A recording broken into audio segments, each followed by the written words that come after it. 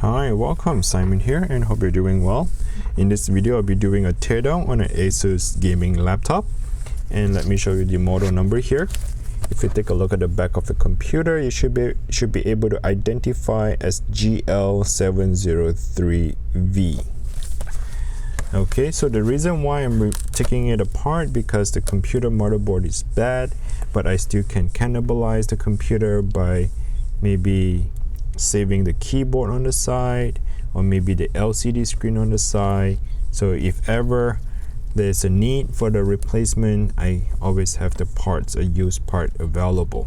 Now I do list them on eBay. If you do happen to find this video on YouTube and you needed the parts, feel free to check out my eBay website. Then you can get the used part for this purpose. All right, so in other words, I will try to disassemble as fast as possible I can. I'm not trying to speed things up, but I will try to walk you through the process as well as I'm doing it, explaining the step-by-step as well in this video. All right, so I just removed one of the screw here and I pop up the back cover.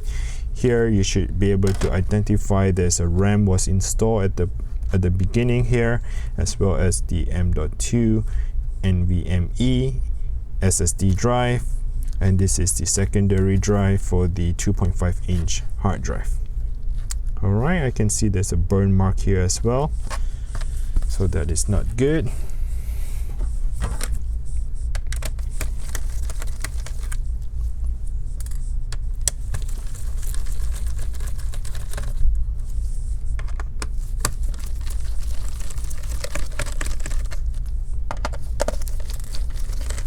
So I think the computer, the only thing that I can save would be the assembly, the full assembly keyboard, as well as the LCD screen.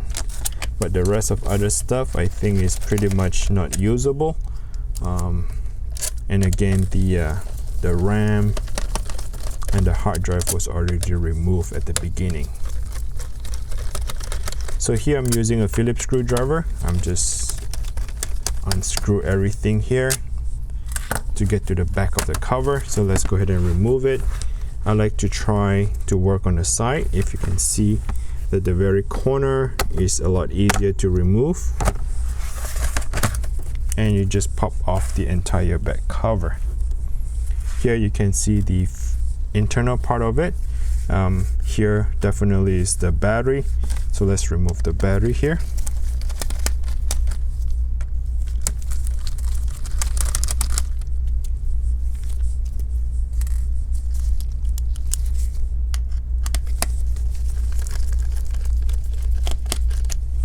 Once you have removed the battery, let's go ahead and slide the connector down.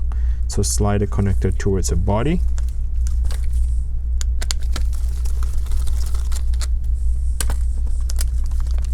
And there goes the entire full battery.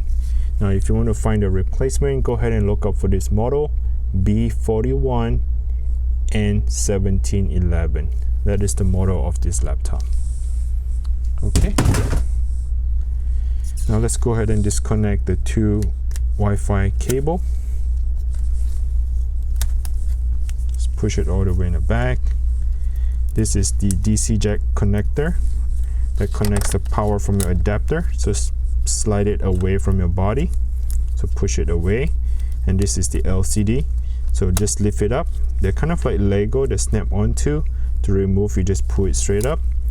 And you should be able to push all the way back.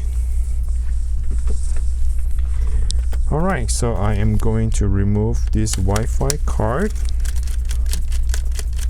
Probably can reuse the Wi-Fi card right there.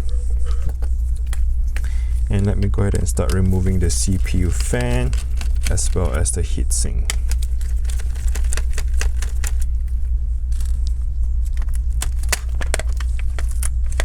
So two screws, the CPU fan comes right off. The connector you want to slide to that direction, so slide it out.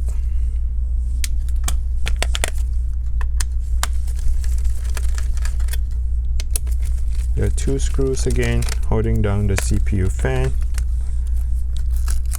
kind of slide it down.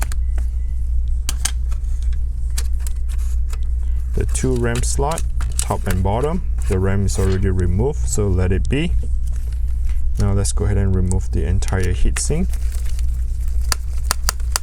The screw does not come off. When you unscrew and you can hear that little click, click, click, that's when you need to stop because the screw does not come off.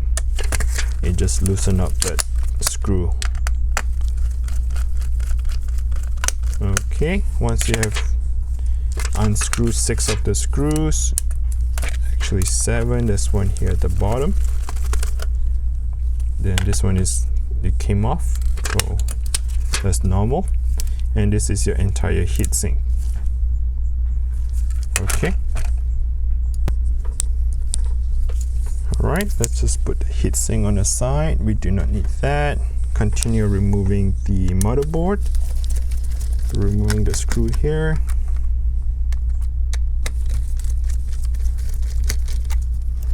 It's going to be a lot of screws to remove the motherboard.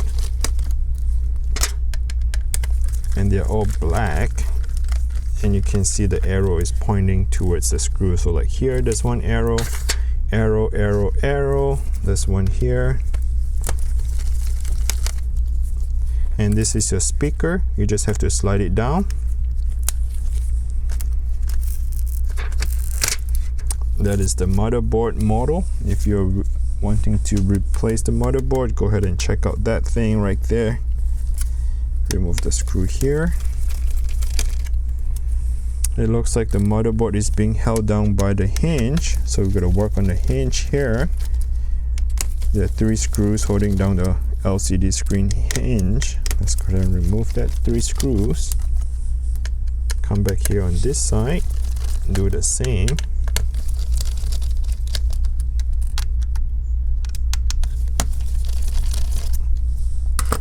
Okay. So what is next is I'm going to push the hinge backwards a little bit so that I can free up the keyboard.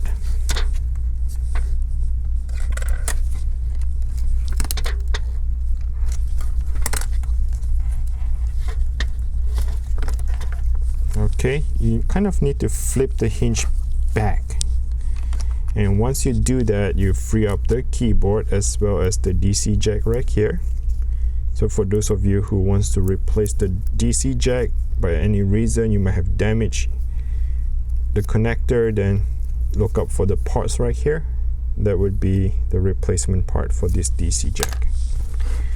Alright, once you have done that process, I just need to disconnect all the flex cable. So flip the cable up, remove that keyboard. This is the lighting.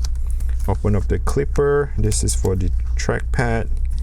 And that's pretty much it. This is probably the power button. Flip the clipper. And the entire the motherboard will just come right off. Okay, let's put the motherboard on the side. I don't need that. And here you can slide the entire keyboard out. So as you can see, the keyboard is not replaceable because it's made by the manufacturer by punching it down. So this is a punch down keyboard. There's no screw that holding down the keyboard. So you would have to replace the full assembly. So like such. Okay, this is the entire keyboard.